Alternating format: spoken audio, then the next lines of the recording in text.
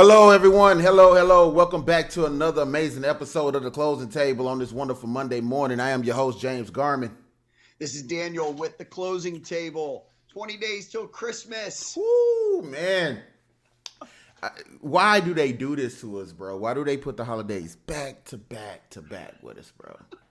I think Like, I don't think that can go through the court system and be changed though. I think man, that's set in stone. did we do this to ourselves as humans? Like, why would we do this to ourselves? I don't get it. I don't get it. I So, I just woke up this morning and I told my wife I was like 20 days till Christmas. She's 20 like, don't remind me. 20 Gives me days. anxiety. Just out of curiosity, have you bought any Christmas presents so far? Have you bought anything? 100%, man. Yeah. But I can tell you out of all the gifts that I've bought, I've probably bought 3 at the store. Oh, everything else. Look, who wants to go to a store? I personally haven't bought one gift, and I'm being totally honest. I haven't bought one thing so far, and when I do, it's going to be off Amazon. Like, how are we taking the spirit out of Christmas or the gift giving? Like, are we emotionally attached to the gift we purchase when we buy them online? We're Like, lazy, man. I mean, We're lazy. because I'm just curious. I remember when we used to go to the store and walk around the store and take our time to pick out the perfect gift for each person. But now we can just get online, click, and it's done. Does it take away the actual spirit of giving gifts, like doing it that way? It possibly, yeah. I mean, I just it's crazy because I remember as a kid going around the store carrying 5 or 6 bags, and now I get 5 or 6 boxes at my front door every day. I went out. I went out this morning. Like every morning, before Sage goes to school, I'll go out there. I'll start his car for him. I'll wipe down the windows. And there's nobody outside. Yeah. Like, all I see are the bunnies running around, And I see this car coming around the corner, and I'm like, man, it's pretty early for a car to be driving around. Sure enough, man, they're dropping off packages off the street, It is crazy. Oh, welcome, Mr. Listing in the building. How you doing there? Ariel says, I have not bought a gift at all. Amazon it is. Ain't nobody got time for that. And I'm totally with you, man. Who got time to go stand and fight, especially Black Fridays. We talked about Black Friday last week, right? This last week we talked about Black Friday. Oh, yeah. And I do not have time to fight people for things that I can easily get online because everything is already overstocked anyways. I mean, they have websites for you to get them at discounted prices. You may have to wait a day or two to receive it, maybe 3 at the max, depending on if you have Prime or not. And that's not a plug to Amazon because they're not paying us yet. But without Prime, like you're in prime position to just have to wait 5 days. But who cares? I don't need to have that product right now. Like people like to feel their purchases right now. I'm not that type of person. Yeah, I will tell you, we went to Walmart. More the reason why you would shop at Amazon, right? We went to Walmart. There's, I don't know, 500 people in the store. There's 32 checkouts. 3 of them are open, and every single checkout line is open, and the lines are just crazy. Like, who wants to wait in that stuff? Nobody.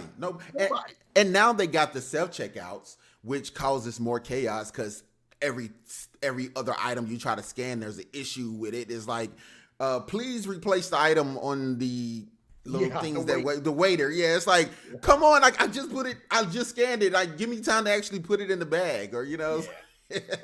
But anyways, man, I'm not excited for the holidays whatsoever.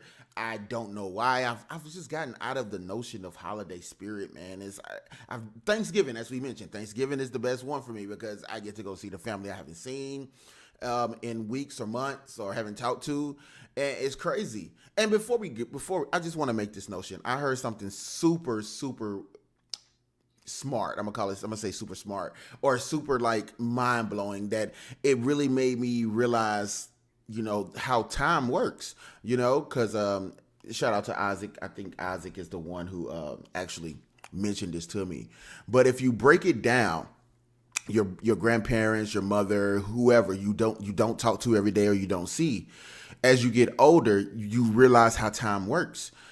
If you break it down and say, I only have maybe if let's say your grandparents is 60, you only have what, 40 more Christmases with that person if they live to be 100.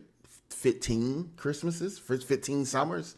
If you look at stuff that way, it makes you want to, spend more time with those people on those holidays and give them calls more and actually reach out to the people you love and care about the most. Because it's crazy to think about things that way. I got 15 Christmases left with my great grandmother. I want to spend more Christmases, so I'm gonna reach out more, so it really opened my mind to start thinking about how I need to start making sure I reach out to my family more. Well, it's little things like that, James, that I think we all take for granted. We all get busy in our day-to-day lives and family and taking care of the things that we take care of. And when you look, it's the simple little thing just like that to think, man, I only have 10, I only have 12, I have 15. My grandmother's 85 years old. How many more Christmases does she have? If we're following her mother's footsteps, which I believe she really is, because she's very active at 85 years old, but I think my great grandmother lived to be 94, 96. I mean, if my grandmother stays around for that long, man, we've beaten time. Exactly. So, but yeah, that's a great way to look at it, especially someone like you that only likes Thanksgiving. Right. So, I think it kind of put a bit more of an emphasis on those holidays and scenarios. But yeah, welcome everybody to the closing table. We had a little heartfelt moment there thinking about our family members. But listen, let's move forward. We hope you all are having a great morning. Good morning, Dolores. Thank you for tuning in, and everybody that's really supporting the channel right now. If you haven't, please hit the like button, hit the subscribe button, and the bell. Also, jump in the comment section. If you have anything that you would like to express throughout our topic, please get involved into the conversation. Today, me and Daniel, we're going to be talking about what we consider generational wealth building.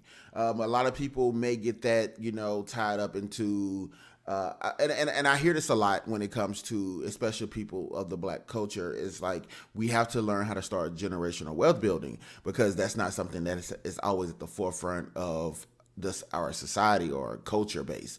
But thinking about it overall, it's like everybody needs to be thinking about generational wealth building, because generational wealth building is something that is going to make sure your kids and your great grandkids are in a position where they can actually function long term, longevity. So I think today, Daniel, and I know we spoke about this earlier in the week, because last week we actually had a very special guest come on, your close friend and business associate, Julan Mustafa, who is a estate attorney, who gave us some great advice when it comes to estate planning and things of that nature.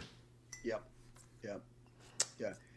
Good guy, and brings some insight that, in your profession, my profession, that we don't always get to see, right? That's why he's the professional estate attorney. That's why we're the professional realtors and insurance agents of the group. So, when you come together and you sit down and you can come up with a plan to help, the younger generation and even us as well, right? Exactly. At the end of the day, maybe at our age we have to double it down or triple it down, but there's still time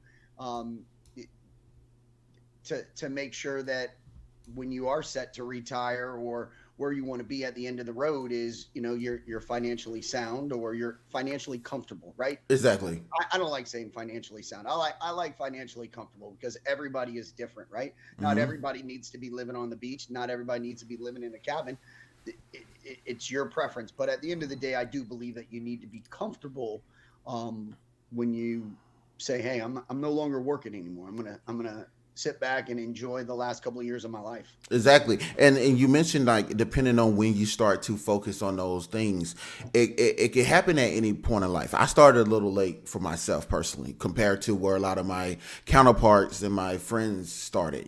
Some of my friends started at 25, 26, focusing on that longevity. Me personally, I didn't start thinking about that until I was like early 30s, things of that nature. So depending on what type of person you are, how you live your life, and the things that you were introduced to, or your environment, it kind of plays a huge part. Wouldn't you agree? 100%. 100%. I can't say that my parents did not prepare me. I think I just let it go in one ear and out the other. Right.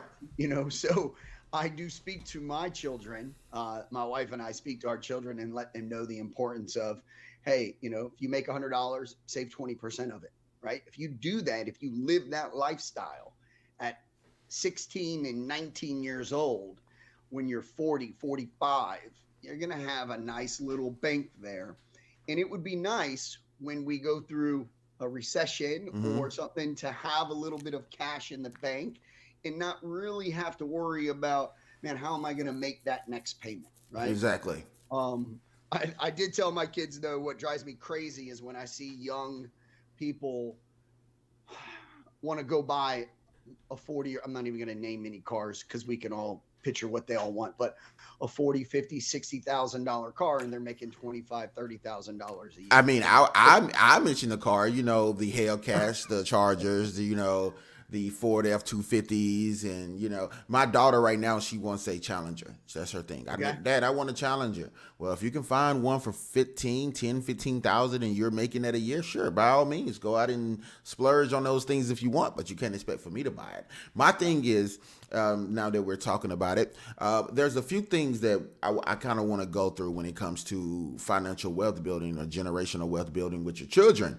And please, anybody in the comment section, can you please drop a few ideas of what you think? Yeah, we 100%. Yes, please. what you think generational wealth building should consist of? Because again, I didn't get this information as a child. My parents didn't create bank accounts for me as a child. The first time I had a bank account was the bank account I created for myself. So for me, I want to go through these a little bit, and the first thing I want to talk about is savings. I mean, you already know now putting your money in the bank is not the best course of action. But again, we're grown men and we know there's other ways to invest our money and other places to put it. Because if you put it in a bank, the bank is just going to lend out your money and give you a small percentage of what they make off your money, right? I think I made $1.13 on one of the savings accounts. Recently? Yeah. Oh my goodness. $1.13. What can you even do with that? You can't even buy a king size sneaker with that these days. I can't even get a Starbucks coffee for that. Right? I have to hit Wawa on Tuesday for that free coffee. Yeah, free coffee, right? You can't even afford the creamer to go in it. So So for me, savings, let's talk about it. I don't use savings accounts at the moment. I put everything into some type of investment account, or I keep it in my, I would invest it back into my business before I actually put it in a savings account. So with that, how do you feel about the piggy bank? The piggy bank is the first source of savings that we all come into. Did you and your kids create a piggy bank for them, something that you kept around the house, or you still keep around the house? We did not have a piggy bank, but we had a savings account, a checking account. So every time the kids got money or whatever, we've always taken 20% and just explained to them what we're doing and putting in savings, and then you can go and do whatever you want. Now, they didn't like it at Christmas time. They hated it at Christmas time, yeah. Right? But my daughter, at 19 years old, I'd say that she's got her head on her shoulders the right way. Does she spend money outside on certain things? Yes. As dad, I'm like, why'd you do that? Yeah. But you got to have fun. You got to enjoy it as well. But she does save, and she could take $1,000 and she could spread that $1,000 out over 4 or 5 months. Oh, wow. And plans to use it for certain things to help her with budgeting. I mean, she's going to school full time. She's got a full-time job. So, it's good that she's doing that stuff. Our son, same thing. We've done the same thing, but he hates asking for money. He's a penny pincher. He will look for every single deal. And I'm like, you're 16 years old. He sound like me, man. Sound like me, bro. Then you two would have a great conversation sitting at a table together. So yeah, so for me, the piggy bank was it played a huge part in my life because again, too young to have a bank account, family didn't know they could start a bank account or a savings account for me. So back when I was a kid, we didn't, it wasn't actually a pig. I think we actually had a pig at one point, but it was a big old crayon. It was a crayon that set it, Crayon yeah, plastic. the crayon set in the corner, and every time I got 15, 20 cents, I would just drop, those coins inside of that crayon. And it actually taught me how to prepare to purchase something or save up for something that I wanted. The structure behind the piggy bank or the crayon is, pretty much to help kids know that for you to be able to get this money, you have to destroy it. And if you really like the crayon of the pig as much as you like the money, you wouldn't. Like, is it really worth you breaking this or tearing this up, destroying this item to go out and purchase something else? So for me, I think the piggy bank helped me in a lot of ways, to understand like I can't break the bank trying to get something that may not be as serious. Like for me in my head, it's like, is it really worth it? Is it really worth spending that extra or that money to get something? Then I have to start over again. So why break the bank is my thing. Is my connection that I make with it. Gotcha. I do have a 5 gallon water jug in my closet. Okay. That's my Vegas money. It's your Vegas money. Yeah. So you really want to break the bank? That's what you say. You go break the bank. I'll tell you, man. We put all our change and everything in there. And the last time we went to Vegas, which was a couple of years ago, Yeah. I think we dumped that. It was half full, and I think we had like close to like 500, $600 in there. Oh, okay. That's a good bet. Yeah, that's some good gambling money if that's Yeah. the case. Are you putting just coins or are you also putting like loose dollars or things like that in there Yeah, as yeah. well? There's a couple loose dollars in there as well, stuff like that. Yeah. Yep. Got you. Yeah. You sure you haven't went through there and found those unique what is called those unique coins like I forgot the Indian lady holding the baby. I forgot what that one's called. Bernadette actually found one recently, and she's like, "It could be worth $8,000." Well, damn it, let's see if we can sell it. Especially in this economy. Did you check it out? So it was minted in 2000. So we're not quite sure what the price of it is. She put it up, so we was going to look into it because she found it, I think, before we went to California. So she put it up and wanted to take it to a little coin dealer and see what the value of it was. But it was That's kind of cool. yeah, Man. yeah, it was pretty cool. So, but yeah, like even little things like that, like you never know what you have in your pocket. You never know what you're putting into that piggy bank. Yeah. You never know, and it could be something that's super valuable in there if you actually take the time to go through there and look. So coins are there's a lot of rare coins out there that can make you a lot of money, and that's another part of saving. You never know what you're saving and what could possibly come from that savings. So the next thing is, let's talk about debt. We were just talking about debt anyways when it comes to your kids wanting to buy expensive cars. And cars is one thing that I would consider debt that we should stop spending our money on, for our children. Like when kids graduate, the first thing they say is, "Hey, I want a car. I want this. I want that. I need this graduation present." We're spending all of this money on graduation presents, but what does it actually do for our kids long term? Like I personally don't think we should be buying, a graduation present that consists of events, trips, cars, clothes, things of that nature, unless you're like super wealthy and you're taking it out of your whole life to gift your kids these things, which it wouldn't matter. But at that point, if you're a middle class person, do you agree that we should be spending money or setting our kids up with future situations like cars, clothes, and events and trips and stuff like that for graduation? Yeah. Well, I agree. I know where we're going with this here. Those are just material items. Like, that as soon as you purchase a car, what do they say? The value drops $2,000 or $3,000. Right? Exactly. You're never going to get that value back, right? Exactly. So I think if you're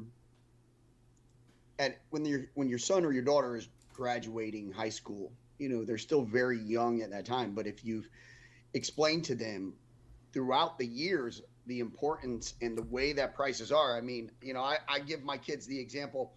When I was in high school, gas was like 97 cents. Oh yeah, I Right. remember. And now it's, I don't know what today it was like, or this weekend it was like 3.14 or something like that a gallon. Like, so it, the money back then is totally different. I think my grandparents bought their house for $11,500. Oh, wow. Yeah, you know, like Yeah, money was way different.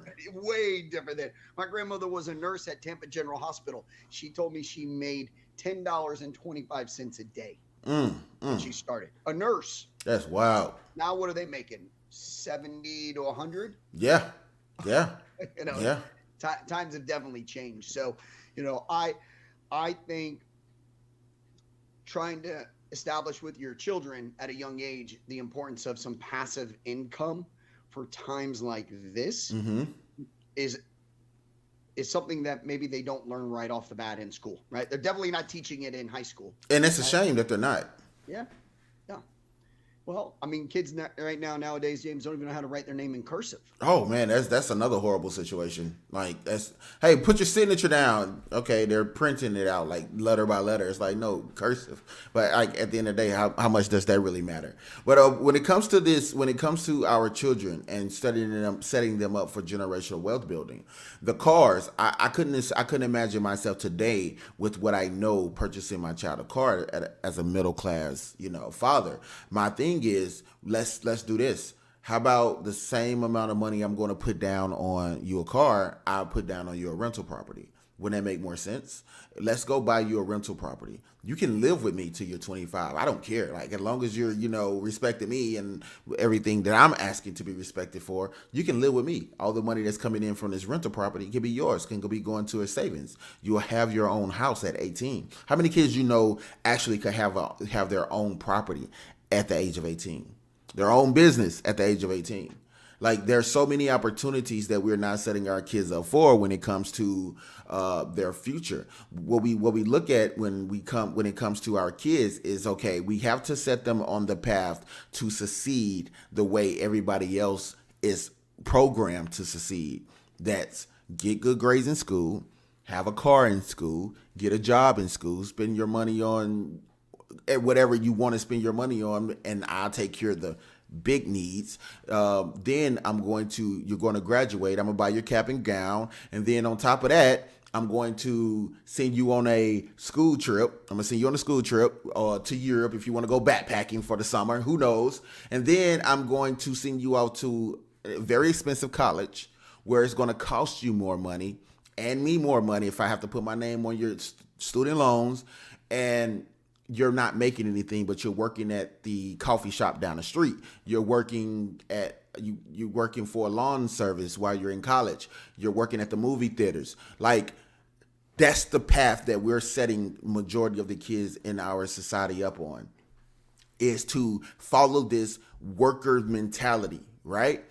Yep. Versus having our kids set up where, okay, we pass up on the backpacking trip. We pass up on the birthday gifts that cost thousands of dollars. We pass up on the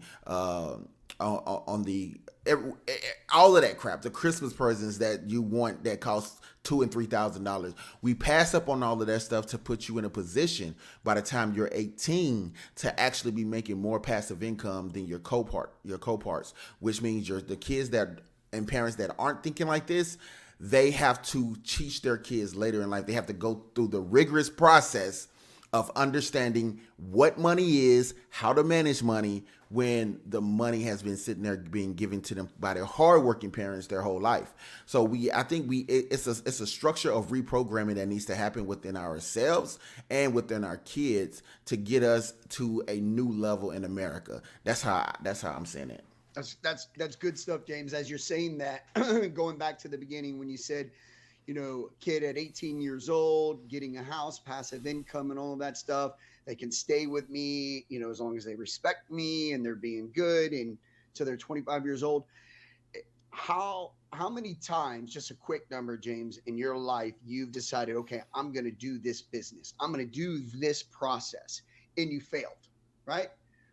I could tell you probably 4 or 5, 6 times easy. Yeah. Easy. Right? I would like to see exactly what you're talking about. I'd rather you be 18 years old live with me till you're 25 years old. Try different things. We've got some passive income coming up. Yep. Fail a couple of times, but fail at an early age so that you can learn from that. And then when you're 25 till you're 45, you know, I don't want to. You'll know right from wrong. You'll that's fine. Use that. Yeah. You'll know what you've done, and it'll make you that much better, right? Whether you go to college or you don't go to college, right? You know, at the end of the day, I've talked to so many people that have college degrees and everything. Again, I push my kids to go to college and get that degree and all of that stuff, but there's other ways to become wealthy or become comfortable. Right? Yes. Yeah. And I think the structure of when that happens is set in our society to say that happens after you finish college, right? Like, unless you're a tech programmer or you have some type of, just like Elon Musk type of mind frame where you're building video games at the age of 8 and selling them, to Nintendo or whoever you sold it to at the age of 10 and make your first $20,000 to $30,000, making more money than your parents. Yeah. Then we have to that's a like 1 in 100 or 1,000, type of child to have that type of mentality. You have to have that contract, like Britney Spears' dad or whatever, right? Right. But at the same time, it's like to have a parent behind you and believe in the fact that, okay, whether you go to college or not, but I see the talent that you have and I'm going to harvest that talent. Not talking about the parents who want to force their kids into a million auditions and keep them out of school, just hoping that they become the next child star. But a creative talent that, where they can build or they can find something scientifically, great about that child and build on it.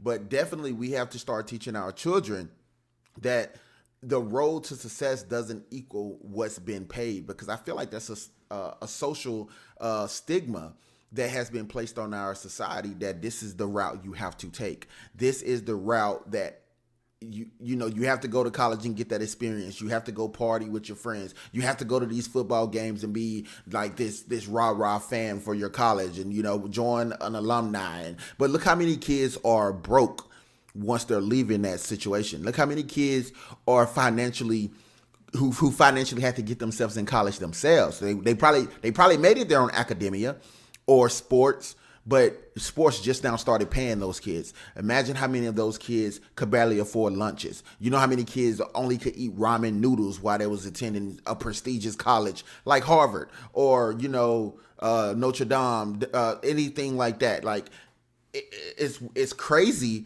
that we actually urge our kids to go and live a lifestyle in college that doesn't seem to fit the situation. I think we should be creating the situation and fitting school inside of it.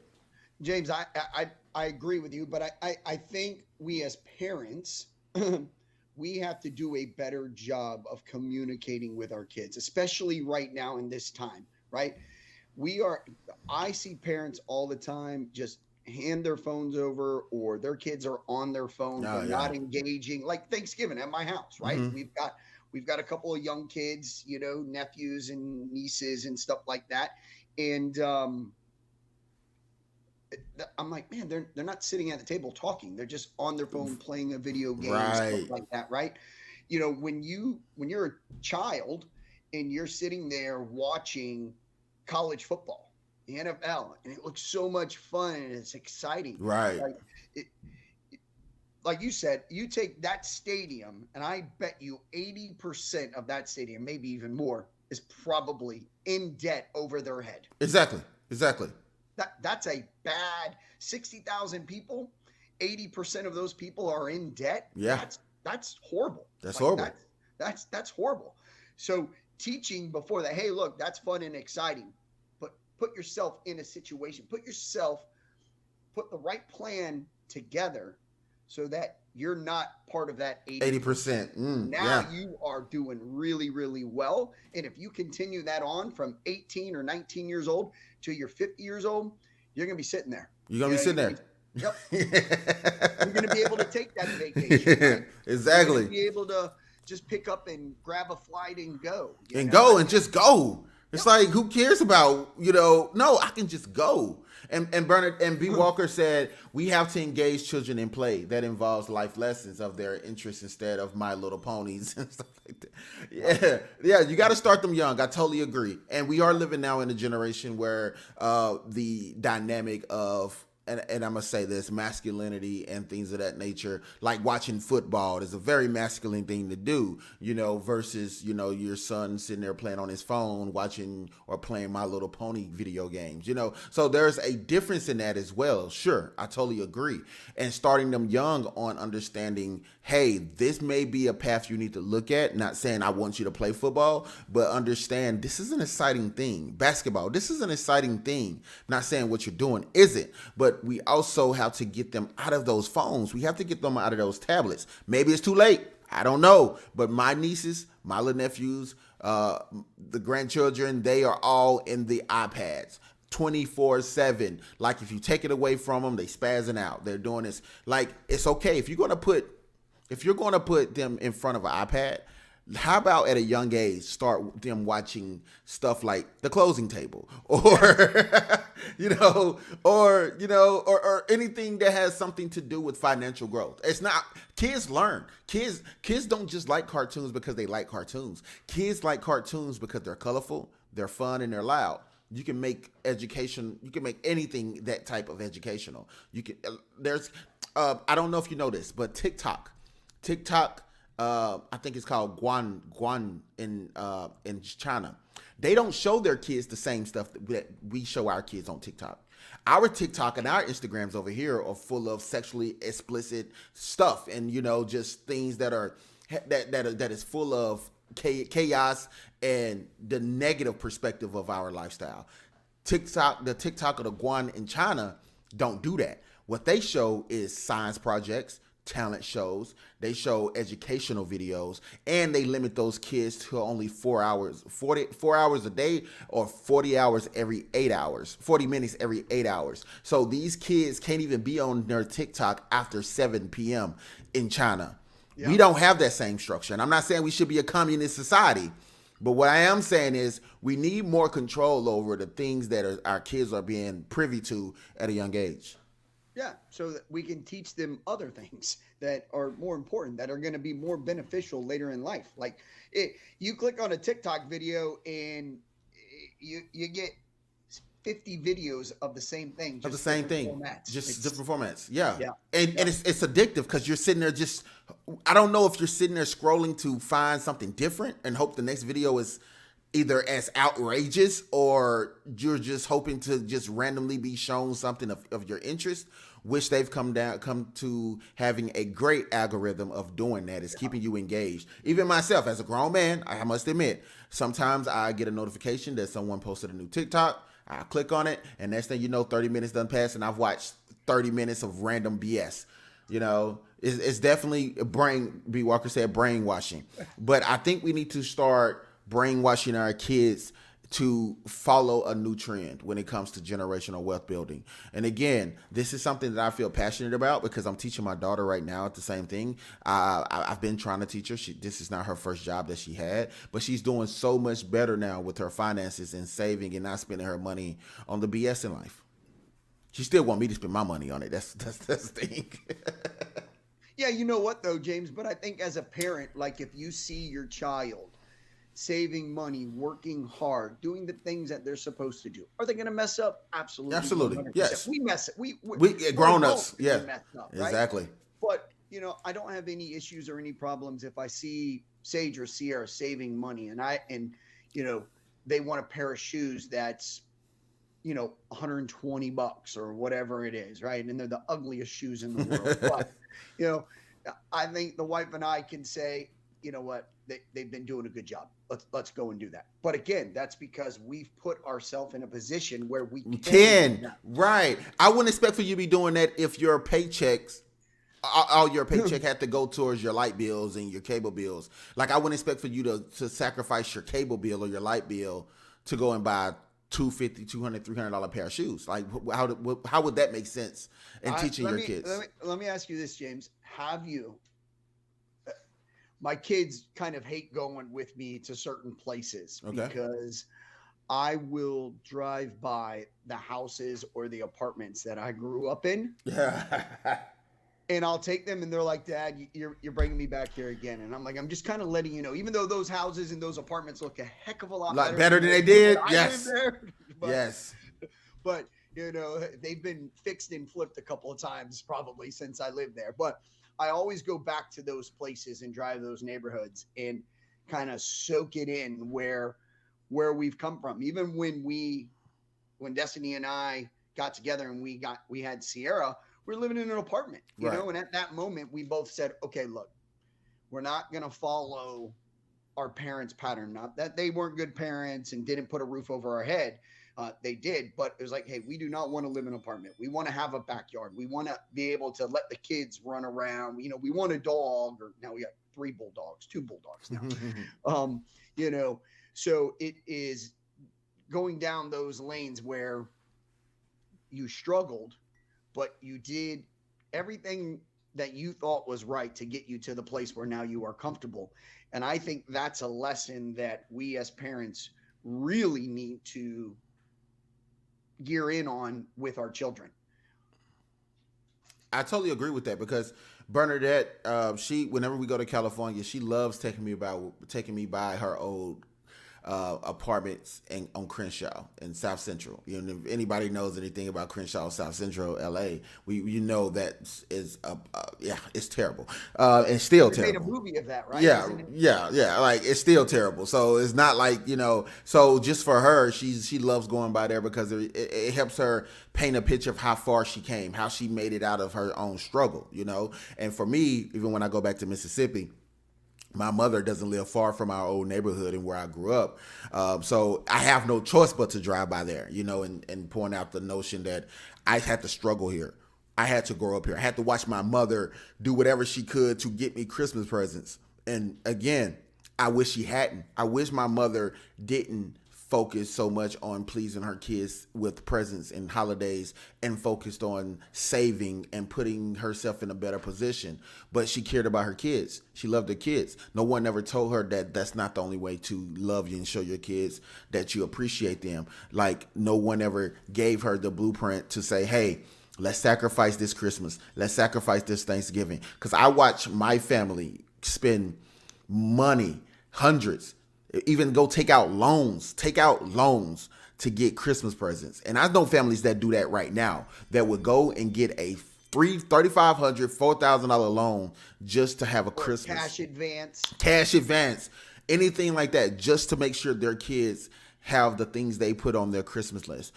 I think Christmas, and don't get me wrong, I like the spirit of the holidays. I like it, but I think it's one of the biggest scams on the planet. One of the biggest scams, especially for the poor classes.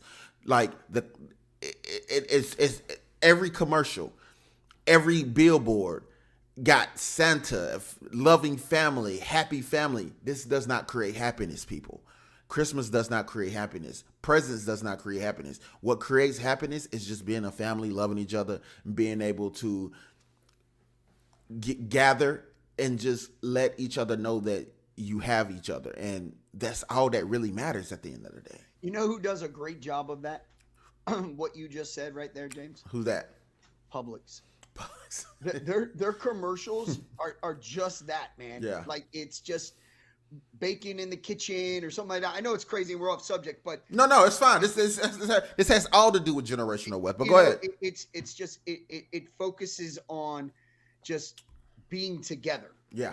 And not going out and getting yourself in debt, right? Mm-hmm. I mean, $3,500, that's crazy. I mean, in most cases, if you're renting a place, that's probably 2 months rent. 2 months rent, yep. Yeah. And then the interest rates on that stuff, bruh, it's like, it's crazy. It's crazy. So that's my thing is about generational wealth. It starts with the parents now. Teaching their kids like we'll sacrifice a couple Christmases to have a great Christmas. Every year doesn't have to be a great Christmas. Every year doesn't have to be the same. If we miss 2 Christmases, we can come back and have an even bigger one. It's like it has to do with structure. So even talking about that as well, how do you feel about kids having credit cards? Even your kids at the age of 13 and 14, not saying that they need them personally, but me, I'm big on adding your kids onto your credit cards, especially if you're a responsible parent, adding them to your credit cards as an authorized user so they can start building that payment history and that credit history at a young age. My daughter has been on my credit card since she was about 13, once I started to fully understand how those things work, because my parents and some of my family members use my name and my siblings' names to go get cable TV in their name after they didn't pay their bills, light bills. And by the time we turned 19, 20 and we tried to go out on our own, we found out we have a light bill that needs to be paid.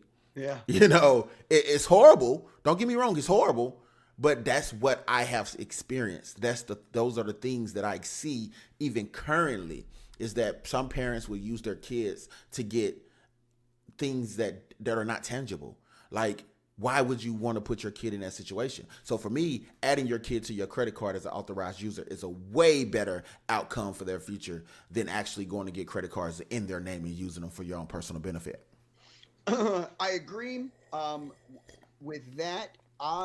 With our oldest, she had asked when she moved out. She's like, I think I want to get a credit card, and I was like, no, I don't want you to do that.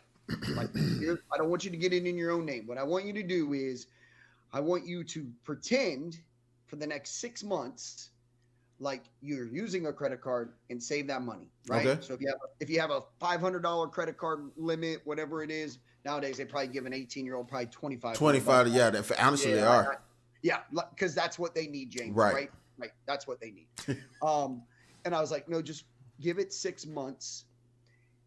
Get yourself established in your new place, understand your bills, know what your savings is, right? Because again, I want you to save 20% of everything that you get. Grandma gives you $100, I want you to save 20%, right? You may not be able to do that, but man, that's a good goal to shoot for, right? Like, if you could save 20% of your money and put it in different things, I think you'll be happy at the end of the road. But with her, I was like, let's not get a credit card. Let's go 6 months, and then we can look at a credit card and then start building your credit and all that stuff. But I do think at 18, 19, I mean, you started at 16 with your daughter or 13 with her, putting her on as an authorized user, it definitely helps build their credit, right? Like right off the bat, when they do go get that credit card, instead of getting that 28% interest rate, they already have a credit score established. Exactly. And so, they may get the 10% interest rate, or I don't know what it is, 17. 7, right. But yeah, I definitely think establishing their credit at a younger age in setting them up on the right path is the way to go. Because my goal is with doing that is, by the time she turned 18, she has a good credit score. She has the cash and capital to put down on her first rental property, not a car, but a rental. What it costs to put down on your first rental if you're doing an FHA or a standard loan? 3.5%. Yep. Closing costs, and we can ask the seller to put in a couple of dollars on the closing costs. So what you're looking at, $11,000 we need to save up by the time she's 18. That's easy. That is easier than going to put the $3,000 or $4,000 down on a car. And people don't understand that. Like, it's not as hard. It's not as hard as we make it up to be. We just make it hard because of the standards and the structure in which we have already been inclined to associate that lifestyle with. Again, I do not want to set my child up for failure. I don't want other parents to set their kids up for failure. Start thinking about these investments today. Now, you might not be a great investor yourself, like putting your money into the stock market. But why not go ahead and buy them a few stocks in Apple? Apple is going to be here. I don't think Apple's going nowhere. Why not go ahead and buy them a few shares in Walmart or these big companies like that? Just buy a few shares. I'm not saying go and put, or that 20% you're talking about saving. Why not just go and put that 20% into a company like that? At a young age. Well, James, on top of that, right? If you're not big on stocks and you don't research it, but you want to invest in it, invest in the items that you use Every daily. day, every day. Yep. Coca-Cola, Amazon, Pepsi, Yep. like those are things that you use. Again, not a financial advisor here, but Exactly. I would say that those things are a safe bet. I would totally They've agree. established themselves. They're not going anywhere. And maybe in 10 years they change their name, they get bought out. Well, guess what? You reap the benefits of that. So, I definitely think that that's a smart way to do it. And then once you get yourself to a certain level, then you could sit down with a financial advisor and ask him or her, hey, what are your Right? What are your thoughts? Where should I Yep. go with this? Because again, people forget about the commodities like gold and silver. You can take that savings and go buy a couple of silver coins every time you got, because that silver is always going to be here. That gold is always going to be here. Yep. We need those things to conduct energy anyway. So it's an energy metal. Those type of metals we need. We're going to always need energy going on in our society, in our lifestyles. So you always need to focus on putting your money in places that make sense, because I promise you, buying new clothes, taking those summer trips with your friends, spending those thousands of dollars on cars, and having your child work at Micro Pizza to be able to pay for that payment and insurance. Like, there's the difference between debt and assets, or debt and liabilities. I mean, liabilities and assets is honestly a huge gap. Yeah. And you have to learn how to fill that gap, because without properly filling that gap, you're going to fall to the same thing. Like you said, 80% of us fall victim to, and that's immediate gratification. We don't need immediate gratification. We need delayed gratification. Delayed gratification needs to be taught early in life, because again, having those things in our hand right now makes us feel good. It makes us feel happy. That's why I don't mind ordering Amazon, because I don't need it right now. If it takes 3 or 4 days to get here, fine. We even talked about this on one of our other podcasts. I have a closing today. Easily going to be a $7,000-8,000 commission check. Minus half of that is going towards taxes. So half. So if I spend half, if I got the other half in my pocket, and I don't have any money now, then I'm already spending it on things that I really don't need to be spending it on. But if I can keep that money in my bank account or my savings account, or not even cash the check for 3 to 4 days, then I don't have to touch it. It's not that gratification or that need to spend the money on things that doesn't matter. It's gone. Because 7 days, James. seven, 7 days. well, 7 days. Put it there for 7 days. 7 days. After 7 days, if you've got to use it, then use it. But if not, then that's That gratification, that need to feel like I need to spend this on all the things I've been thinking about is gone. Yeah. Like, if I can't make it 7 days, then I'm broke. Like, I'm literally broke, because I'm going to go spend this money on things that doesn't matter. Yep. So, Yep. I know we forgot to get ready and get up out of here, but the last thing I want to talk about was generational wealth building when it comes to these children. I'm gonna call it child labor. We spoke about this last week in our mastermind class. Julan actually mentioned that paying your children, especially for people like you and I who are business owners, paying your children at a young age as W-2s. I think they can make up to $12,000 a year tax free. 12,500. $12,500 a year tax free. Don't do it yourself.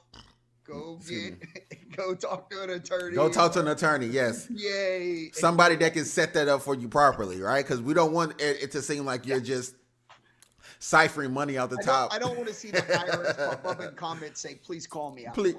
Please call me afterwards, right? So on that basis, please talk to a professional. But hire your kids to do your marketing. Hire your kids. All they got to do is jump on social media or be the face of a couple of flyers, and you pay them for their time and their effort. It's not slave labor. It's just child labor, and which child labor is totally fine in America. Just read the child labor form. They say it in there that you can hire your children. Post it up on your wall. Yeah, post it up on your wall in your office. That they're only required to work 3 hours a week, Yeah. But honestly, like, this is something that I wholeheartedly agree with. It's like, building that generational wealth with your children working with you in your business. I know a lot of kids want to grow up to do their own thing, and I think we actually had this conversation before, and I think I asked you, do you want your kids to follow your footsteps? And just say, for instance, your business grow to be a multi-billion-dollar business. Would you want your kids to follow your footsteps and keep this generational family wealth going with your business? Or would you want them to say, no, Dad, that's what you built, that's your thing, I'm going to go over here and I want to be a base jumper and I'm going to do that for, that's my lifestyle.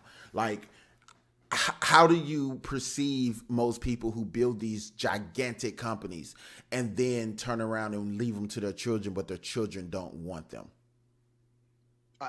I don't, Destiny and I have talked about this before. We are not here to force our kids' hands to jump into our business ventures, right? I think both of our kids see the business and see what we do. I always tell them, listen, as a business owner, I've never worked harder in my life. Mm-hmm. When I work 9 to 5, W-2, I can leave everything on the table and forget it. Now, as a business owner, you think about it, you do all of that stuff every single day. Everybody that owns a business, they do it. You can't tell me you don't, right? Insurance, real estate. I know that my daughter is very interested in all of that, but she's like, hey, I'm going to go to school. I want to be a psychologist, probably, or business major, whatever. So I think she wants to own a business. I don't think she wants to own Dad's business or Dad and Mom's business, right? I think she wants to create her own path, but hopefully the work ethic that she sees from us, she goes and does her own thing. So, one of the things that I also did myself with the business, and I always thought, and we had talked about this, me and the wife, maybe they're just a really hard worker. Maybe they just come across some bad luck. Yeah. Maybe they sleep till 9:30 every morning. They can't get to that 9 to 5 job or something like that. That's where I was like, okay, then, we're not going to make them rich, but we're going to make them or make them comfortable, but at least we can make sure that they always have a job. Right. I've got some family members that have a, how can I say this professionally? Disability or so, right? But I love seeing those people work. They are the hardest working people. And so if something ever happened with our children or something like that, that's where I'd want them to be able to know that they do have a job that they can come and work for. Right. But I don't want them to follow my path. I don't want them to be a real estate agent. I don't want them to be an insurance agent. I want them to go and do what they want, what their passion, what their desire is, So, and again, the reason why I think about that is on what scale are we thinking? If you were the owner of Coca-Cola, or let's say you was the owner of Hilton, which all have been huge families, and if the Hilton founder really could have trusted his whole family, all of his sons, or let's talk about Gucci or Balenciaga or Versace. All of these people left their businesses to their daughters or to their next of, their relative who could take that business and excel it. Doesn't mean you still can't focus on doing other things in life. I mean, it's a multi-billion-dollar company. I know it's a lot to handle, sure. But now you also have the funds and the resources to go and start that psychology business or become a professor and without having to worry about the other layers of life. So I don't think taking on the family business or being able to be a successor of the family business would hinder a person from actually creating their own path still. It's just now I have this plus this, or this plus this plus this, because now the funds and the resources are there for me to create those things. There's a lot of families. You can even talk about the Vanderbilts. We can talk about any huge tycoon who left their company to their child or to their grandchild, have left a name and a history there for us to follow and get a guideline to how to become as rich and successful as they did. Now, there are people who have families who say, I don't trust any of you all to hold my legacy and I'm going to leave it to a charity. The Hiltons did. The Hiltons, they left it to a charity because he didn't trust his sons to hold up the business name. And they kept a percentage and some royalties, but they don't have any controlling, powers. And again, not everybody is built to say you are the successor of my business, or I want you to be the successor of my business. That's why I think it starts again at a young age, teaching kids, okay, I don't care if you run my business or not, be a part of it. Even if you want these things, there's plenty of ways to get money for the things that you really want. We can do fundraisers. People do fundraisers all the time for children. Like, why not do a fundraiser like your neighbors? If you want to go on that summer trip, start you a fundraiser. Go out here. There's even GoFundMe's. GoFundMe app. Yeah, it's not begging. What it is a community effort to make sure that we're propping our young society up on the right leg and not having to put everything on the parent to make these things happen. I don't see anything wrong with putting together these type of processes to get your kids what they want or what they need. It's a community effort. And that's what I think we have to start looking at our life as, more of a community effort and not an individual effort. But other than that, any other things, anything else you want to add to this other than the fact that we need to start teaching our kids better as a community? We need to start teaching our kids better approaches to life and get out of this systematic routine of failure. James, I think we talked about things today that are just conversations that some people just don't want to have. So hopefully, a couple of us will run back to our children, have a little bit of a conversation with them tonight here at the dinner table. It'll definitely be tough, especially with a 16, 17-year-old, but there's no better time to make some changes than right now. I totally agree. And with that being said, I think that is all for the closing table. And if anybody have any questions, please email us at theclosingtable@gmail.com or drop a comment below. Don't forget to hit that like button, that subscribe button, and the bell. And until next time, we will see you later and have a great week. Have a good one.